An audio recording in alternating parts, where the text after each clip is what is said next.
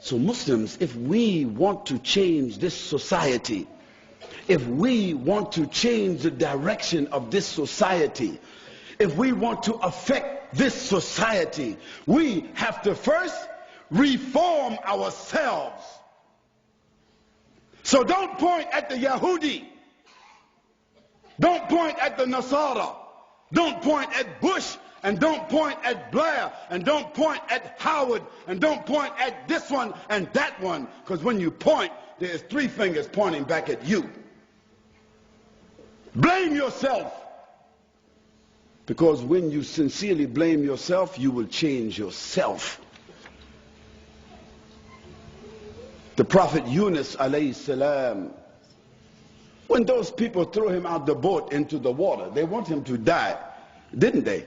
They want him to die. They want him to drown. Or they want the big fish to swallow him. They throw him in the boat. They did that. They conspired against him, and they threw him in the boat.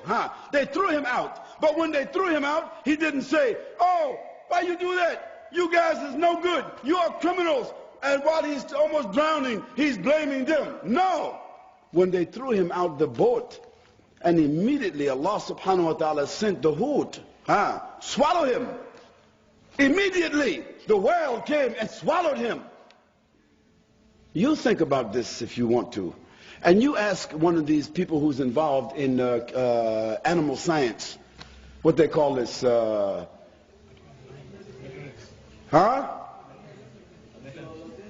No, oceanography or biology or marine biology. Ask them about the whale and the stomach of the whale. They will tell you that if someone is swallowed by the whale, first of all, he has no air, because the whale himself is a mammal.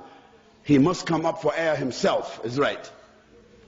So if the whale has no air, he has to come up for air. He's a mammal. If you're swallowed by the whale, you will suffocate. That's the first thing. The second thing, the whale is a mammal. And like every other mammal, the way he digests his food is that there is a very intense amount of acid inside his stomach. And this acid inside the whale is 12 times the power of the acid inside of our stomach.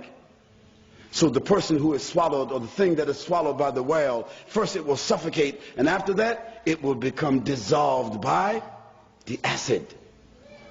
So Allah subhanahu wa ta'ala caused the Prophet Yunus to be thrown out the boat, and the water did not drown him, because the whale came immediately, swallowed him. When he found himself inside the belly of the whale, did he blame the whale? Did he blame the people? Did he curse Allah subhanahu wa ta'ala? No, he said, "La ilaha illa anta subhanaka inni kuntu min al-dhalimin."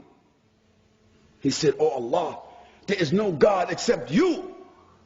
And verily I am one of the people who is oppressive to himself." And when he made that dua, it was the right formula. That's what Allah wanted his servant to say. So Allah, he ordered that whale to swim directly towards the shore. And before the acid in his stomach was able to cause any harm to Yunus alayhi salam, that whale, he swam to the shore, and he spit up on the shore like you and I, we vomit. That whale, he vomit Yunus onto the shore, and the slime from his stomach covered Yunus alayhi salam until he healed, and then it became dry in the sunlight until it became over him like a vegetable, until it healed him, and then after that it turned into powder, and he gets up and he's full and he's okay. How Allah subhanahu wa ta'ala saved his servant. You and I, we have been thrown into this whale, and the acid is burning us every day and burning our children every day. And we are blaming Howard and Coward and Blair and Snare and the bush in the bush.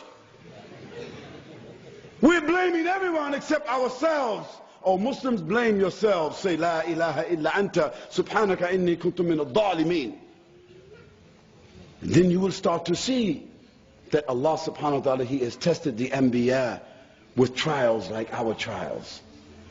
And He sent Wahi to reform His Anbiya.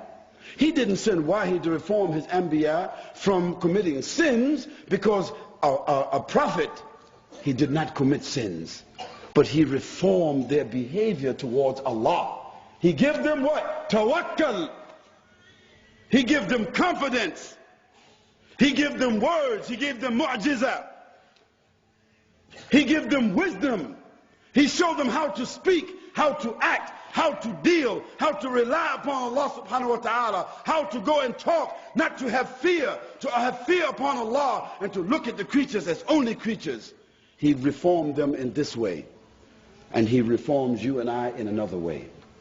And through reforming the Anbiya in that way, Allah subhanahu wa ta'ala, He sent them to reform the whole world. And so now we are Muslims as a result of the reformation that Allah sent to the Prophet sallallahu alaihi wasallam. When He sent to the Prophet sallallahu alaihi wasallam the surahs Duha and Inshara, those two surahs, you should read the tafsir of those two surahs. Those two surahs were sent to the Prophet sallallahu alaihi wasallam to reform him. How?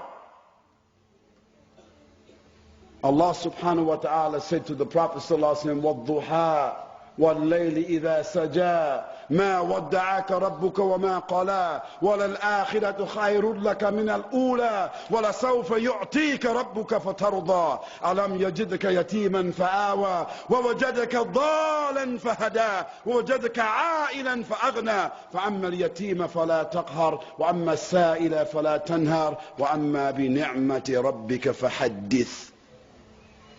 And He sent the Prophet ﷺ and told him, right after that, He sent in the surah, Alam nashrah laka sadrak wa wada'na anka wizrak.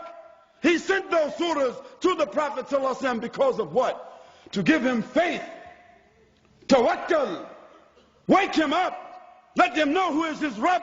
Don't worry about the conditions. Don't worry about what they say. Did I not find you in such and such a condition? I lift you up. I protected you. I gave you. I clothed you. I did everything for you. So, فَإِذَا فَرَغْتَ فَانْصَبْ وَإِلَىٰ رَبِّكَ فَارْغَب. Allah is reforming the Prophet ﷺ. Did Allah subhanahu wa ta'ala tell the Prophet ﷺ, عبس وتولى أن جاءه الأعمى وما يدريك لعله يزكى.